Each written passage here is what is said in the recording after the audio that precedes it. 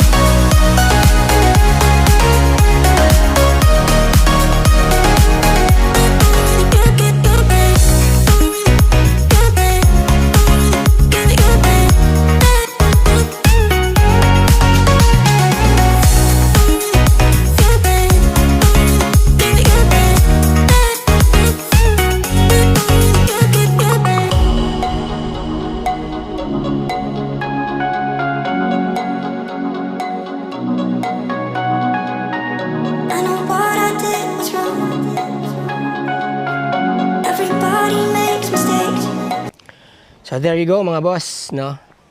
Yan.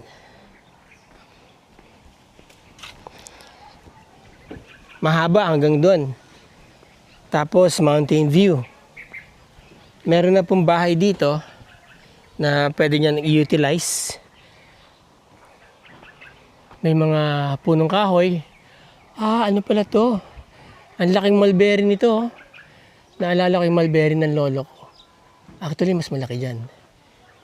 Ito, ewan ko kung anong puno to. Ito, parang ano, parang rambutan. May kawayan dito, no? Rambutan daw, kuya? Kape? Ah, kape! Ay, coffee. Ito po. Oh, hindi kinakain. Pero ito, kape. Ayan ka. Coffee tree. Ito po, coffee. 4 na puno na kape. Yan, sa ilalim ng mulberry. Ano po, tapos talisay, agoho. Kay Gilly yung araw na yan. Ha? Yung dating bantay dito. Oo. Dr. Rosito. Ito po. And then, kulungan ng kambing, ano? Doon, meron kayong tinanim ng mga dragon fruit. May kawayan sila dyan, may mga agoho. Kita nyo naman yung boundary line niya, ano, sa drone shot. Dire-diretso po yan hanggang doon. Hindi na tayo pupunta doon sa dulo. Hello, ma'am. Hello po. Ay, sir, pakita natin yung mountain view. Oo nga eh. Sa kanila. Yung may CR doon. Ito yung kulungan ng kambing. Totoo ba? Oo, totoo ng kambing. Totoo ng kambing. Kulungan talaga ng kambing to. Ayan ang mga tae nila. Ayan. Matibay pa po, ano.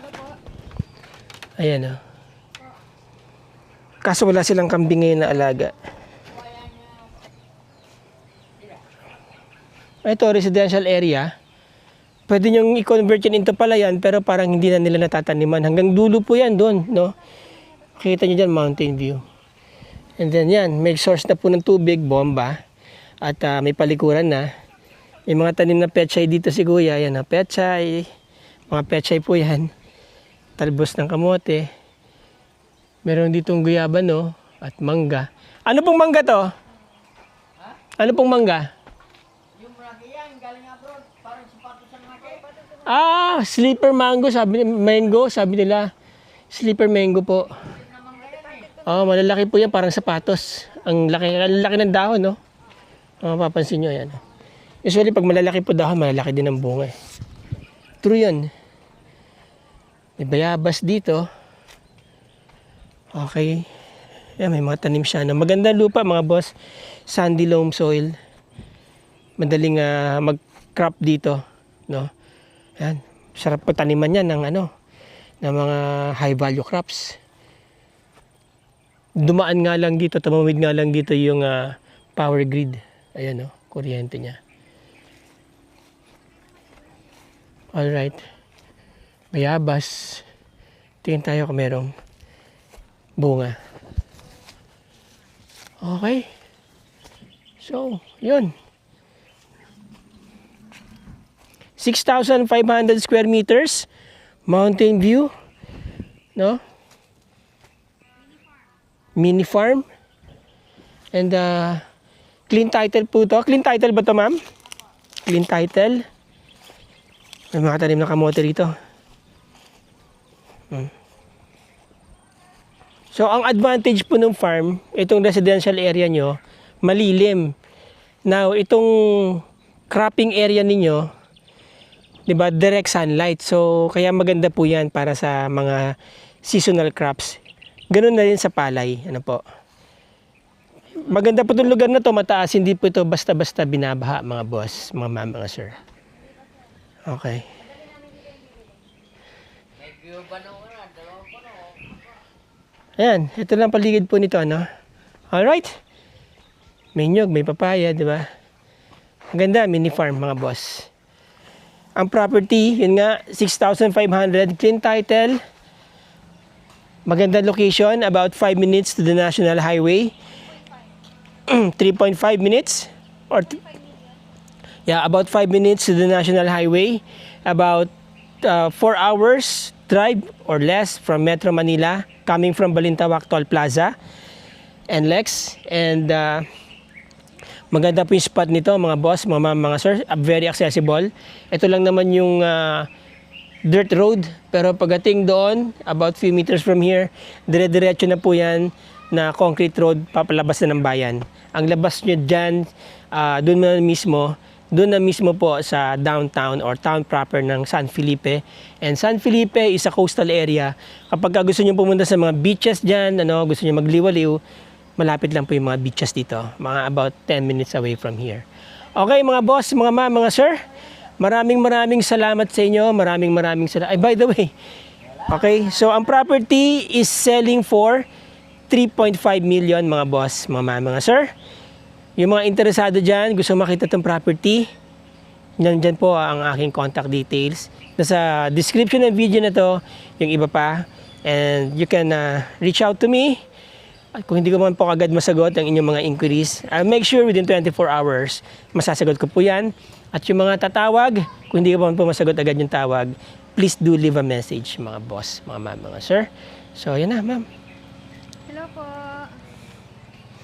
Gusto lang po namin batiin ng Happy New Year. Sa inyo pong lahat. Yung mga pumunta, at saka yung mga dumalo din sa amin dito. Mga boss, mga ma'am, mga sir, Happy New Year sa inyo. At sana itong darating na bagong taon, maging maayos. Mas lalo pa maging maayos ang lahat para sa atin. Tsaka thank you po kila Ma'am Carolina, Sir June, tsaka sa mga di pa po namin nabanggit. Sir Paul. Sir Ayan. Paul, yan. Thank you Sir po. Paul. Po. Okay. Thank you po at saka kay Ma'am Carolina ulit po. Si Ma'am Maria. Nagbigay po ng gift. Si Ma'am Maria, si Sir June. Marami pong tumalo sa amin dito eh. Tsaka yung This year, kaya sobrang thank you po. Ma'am Liteng. Ma'am Liteng. Sino ba? Si Sir Raf. You know, everybody, kung hindi man po kayo mabanggit sa susunod na video, reviewin ko lahat yung mga dumalaw sa amin dito, no? At anyway, magandang araw sa inyo, mga boss, mga ma'am, mga sir. At masayang panibagong taon sa ating lahat. Mamit po ulit kami ng mga bago. Mamit Yes. po namin yung mga hindi pa po namin namit. Thank Maraming salamat po sa inyo. Maraming salamat sa inyong panonood. Till the next video. Ciao. Ciao.